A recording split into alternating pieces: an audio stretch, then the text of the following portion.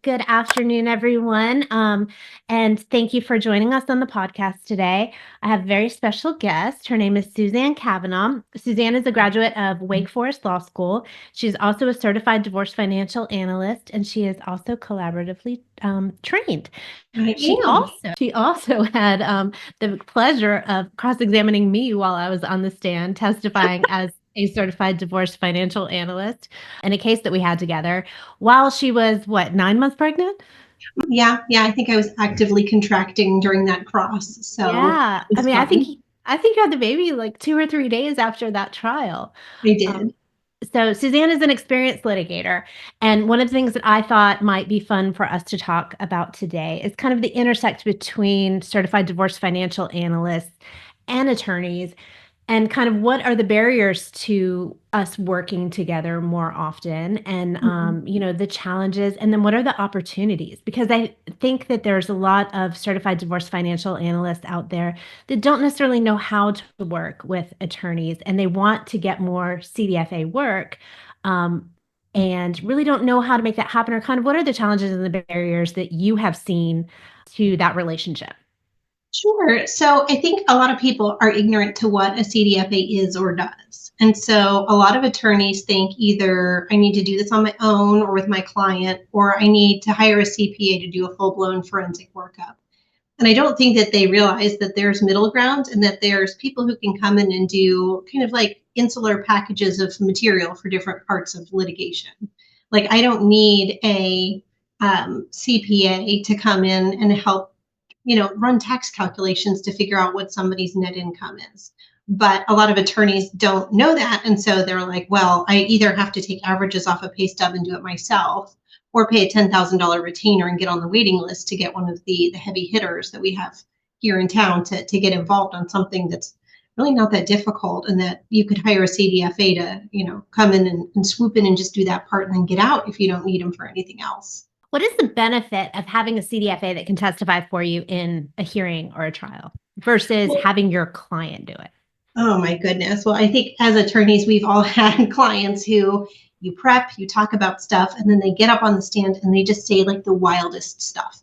They come out, I don't remember, or I don't know, or no, I don't spend money on that. And you're like, what do you mean you don't spend money on that? You spent like $5,000 on that in 6 months. And so then you have to play cleanup, and your client looks unprepared, and you look like you don't know what you're talking about, or like you've overly coached them, or tried to fit a square peg into a round hole by finding a expense where there wasn't one. Having a CDFA be the person to testify means that they've got data to back it up. It's not your client saying, well, I'm existing on vibes and I put them in YMCA and I think it was this amount of money. You can have a CDFA say, I analyzed 12 months worth of bank statements, I made pivot tables, I have all the backup data if you want to see it, but this is the summary of the information I have. And your CDFA is not clairvoyant. Like, just earlier today, I was going through somebody's credit card statements and having to Google half of the stuff on there because I don't know some of these stores or these websites. But there are minor children, and then there's a parent, and I know that they're not buying clothes for the children at Ann Taylor Loft, and I know mom's probably not buying her clothes at Anthropology, but it's not always that clear cut. So a Mhm. CDFA can go through and do their analysis and then either work with the client or the attorney to drill down to, well, what are you buying at Target? What are you doing with your Amazon charges? When you go to Home Depot, what are you doing? Or who are these expenses for? Or is this a vacation or is this a work travel? So having your CDFA help parse through that means that when they get up on the stand, if you have a 30-minute temporary hearing, they can hit it and quit it. They can say, I talked to the client, I went through the statements, this is what it is. And you could also have somebody pull apart somebody else's finances, which is where I think that they can be a good shark in the water for you, to say, I traced through all of this and these numbers are not, they don't bear out in the statements. I love how right you are about that, because the thing is that even if, as a litigator and a CDFA, if you sit there and you look through the statements, or your paralegal does it, you're really limited as to how you can get that information across to the judge in a 30-minute hearing, because you can't put your paralegal on the stand. I mean, I've seen somebody do it to their peril, but you really can't. They're not any more credible a witness than anybody else is.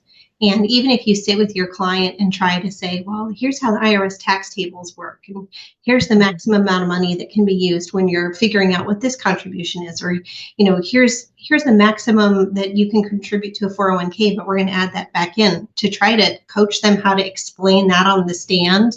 Here's why I think their net income is wrong, is really, really difficult. But to have a CDFA means you're going to have a polished professional get up there who can get through all of the numbers, answer the questions, and defend their position because they're the one that did the analysis and the math. I think that's a really smart use of time, rather than having the attorney and the client floundering, trying to figure everything out. To just hire somebody, it's not going to cost that much money to get somebody to just prepare a financial affidavit and testify to it in a hearing.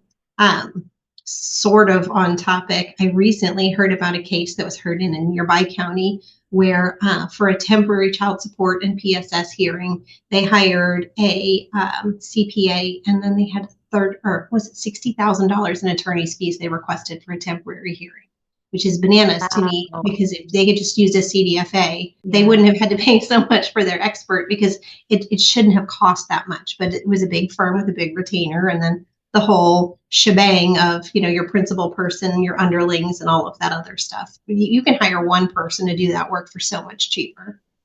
I had one recently, had a temporary child support hearing, and the attorneys on the other side, their fees were $30,000 because they had the attorney, their paralegal, their legal assistant, and they had their client testify on the stand, and his FA was wrong. It was so easy for me to pull it apart on the stand. I was shocked that nobody had put that together better. And he got a $30,000 bill Yeah. from them, and I think that that was a missed opportunity because he did not testify very well, and he didn't Mhm. get a good outcome.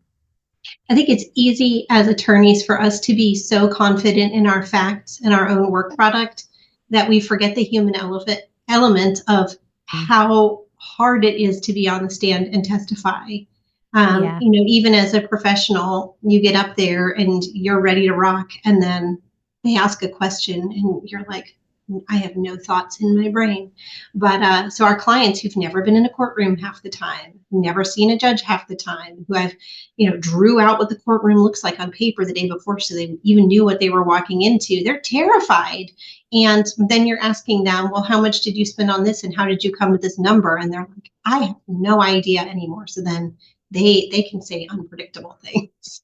Yeah, yeah, no, I totally agree. I think that, I I'm not sure why more attorneys don't use CDFAs, and I think that that's something that, I really wanna help get out there because it is this huge untapped resource.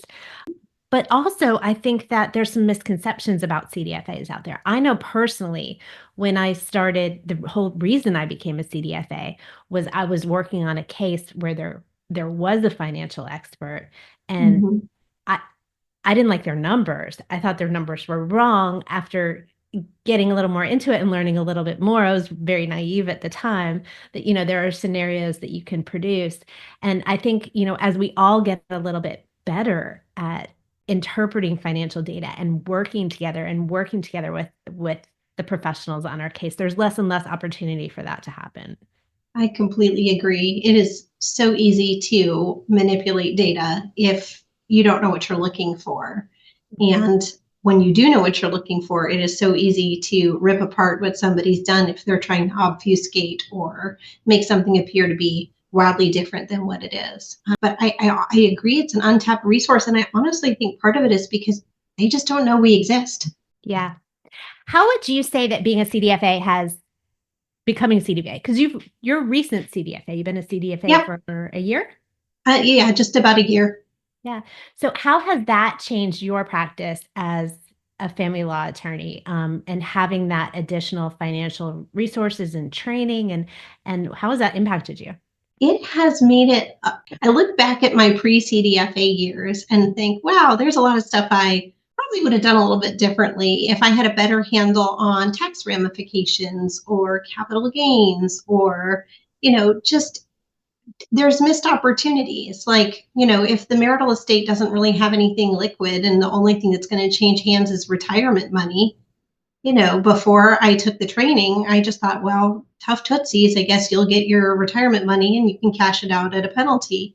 And it wasn't until I took the training that I found out about, was it IRS Section 72, I think, where you can withdraw part of what you're receiving in a quadro at the time of the transfer, and then you're not going to get a tax. You'll pay ordinary tax on it, of course. Nobody escapes the tax man, but you aren't going to get that 10% penalty. And so that's an opportunity that I wasn't even aware of for years, and an opportunity that now I look at and I talk to people about. And I've had a couple of people who were like, well, this might be a way for me to put cash in my pocket now since there's nothing else to distribute.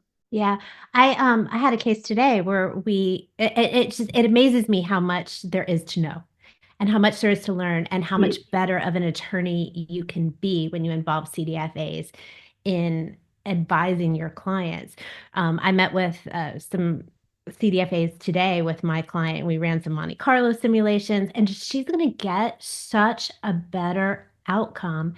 One, because I'm so much more informed as to the information so that I can tailor my legal advice to her case specifically, in a much better way. And when I go to negotiate now, I've got solid numbers and concrete facts behind me, to ensure that she gets a better outcome. And if I didn't know that, which I didn't before I started learning these things and getting more involved in it, it really does give you, you're just a better attorney.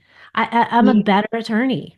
Yeah, I actually had a case last month where the parties owned two houses that were next door to each other. And one of them was the marital residence. The other one they used for renting out, and they ran their business out of it and whatever. And neither of the houses were in super great shape. And so that whole area is getting developed. And a developer came in and said, I want to buy both of these together because it's the same owners for both as a package deal. And here's the sum that I want to pay for the two of them together. And so as we're negotiating it and we're drafting it all up, I said, well, how are we going to apportion what's going to each of these houses on the HUD one? And he was like, well, we're just going to do a 50-50. And I said, no. We need to make sure that we apportion more of it to the former marital residence, because then we can have the capital gain exclusion for both parties. So we want to capitalize on that. And so by splitting it differently, I was able to help my client and opposing party not pay so much in taxes just by being aware that was a thing that existed. And before I was a CDFA, I would have just said, oh, okay. Yeah. But that's an interesting example that you just brought up, because I've run into this as well. I've run into some financial professionals that don't think as highly of attorneys. They think, well, here we came up with a settlement and now the attorneys are going to muck it up. And yeah, there's some validity in that, but I think that there's also some bias that goes the other way as well. And, I feel like I wish that people understood that when we sit down to reduce these agreements to writing, and you're choosing the words that are written on the paper, a lot of times it does create new problems. Okay. And I think that that's something that I've had some financial professionals say, okay, well, here, we figured it out. You just write it up. Well, that's not easy either. That's exactly like us telling a financial professional, we'll just divide this. Well, wait. Yeah. So I feel like the words and the numbers need to match. They absolutely do. And you're so right. That's so often that we have people come in and say, well, I just need a separation agreement. Here's what we've agreed to. And I'm like, that's cool, but I have 1,000 questions to fill in the gaps. You're giving me the tiles, I'm giving you the grout. What are we doing with passive gains and losses? How are we going to apportion these other things? Because there's so much else that's out there. Yeah, I feel like the more we all learn to work together, and the more that we all learn, we're really going to elevate this process. And I also think that, and tell me what you think about this, but now that you've had more financial training, doesn't it keep you out of the courtroom more? I just feel like it does, that the outcomes are so much more obvious. And even on the cases that I have to go to court on, I find that we're able to stipulate to so many more values because opposing attorneys listen to the words I say, and they look at my math and they look at my backup, and I get less pushback because my position makes sense. Yeah. And it's like, well, here's the math, here's the fraction I used, or here's the rate of return I used, or here's the pension calculation I did. And it makes it much easier to stipulate to values so that when you get down to the things that aren't something a CDFA can do, that simply have that subjective element or need to be valued, or you just need to have the court weigh in. You can narrow it down so that something that could have been a 3-day trial can be, 4 or 5 hours and call it a day. Yeah, I couldn't agree more. I've got one right now where we're really just arguing over the increase in value Mm-hmm. from the date of separation to the date of distribution. And, both parties have some good arguments, and we just need the judge to come in and say, all right, here's the methodology that we're going to use. But we're all on the same page as to what those two potential outcomes could be. We're not Right. arguing about them. They've got their position, I've got mine. It's very clear. Just pick the methodology and we're done. Yeah, exactly. And so I think that's a good use of your CDFA as an attorney. I mean, there aren't a ton of us out there that are both, which I think is silly because the training takes forever and is difficult and all of those things.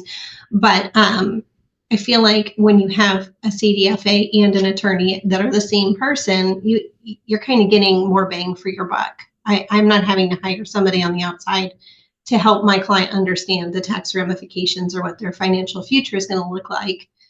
Sure, if it's something super, super complex, I'm going to get other people on board. I firmly recognize my limitations, but I think it's important when you can fill in those gaps for your client, it makes them feel more confident, not only in their own financial future, but in your representation of them. Yeah.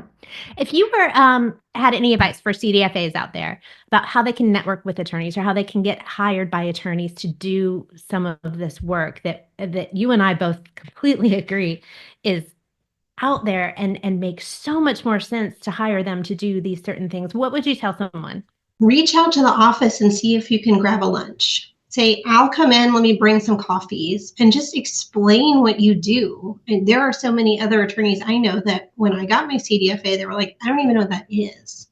Like, Hmm. go bring them a dummy piece of work product, bring pamphlets, bring materials, and just we like stuff, so bring cookies, bring stuff with your name on it so they don't forget who you are, but truly sell the little picture and the big picture will follow. So if you can convince them, listen, pay me $2,500 for a temporary hearing, you're going to get good work product and immaculate testimony.